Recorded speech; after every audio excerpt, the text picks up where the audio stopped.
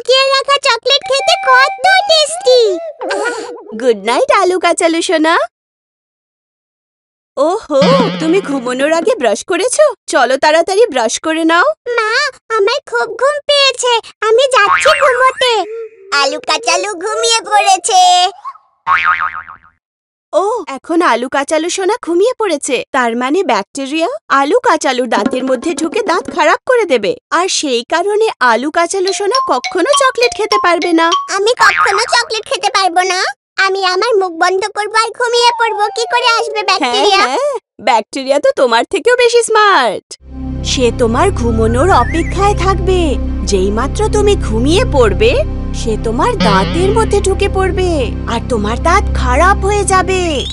তোমার বন্ধুরা তোমার ওপর তখন হাসবে আর বলবে যে আলু কাঁচালুর দাঁত তো একদম ভালো নয়, আর বলবে আমরা আলু কাঁচালুর সাথে বন্ধুত্বই করব না। আর সবথেকে বড় প্রবলেম হলো যে তুমি সবাইকে খেতে দেখতে পাবে, তুমিই খেতে পারবে না। আমি এক্ষুনি যাচ্ছি ব্রাশ করতে। চলো তাড়াতাড়ি।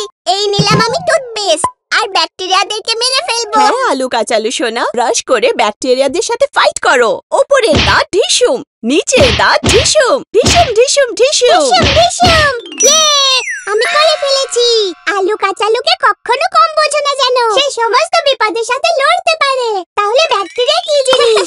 গুড নাইট আলু কাচালু সোনা, ভালো করে ঘুমো। মা!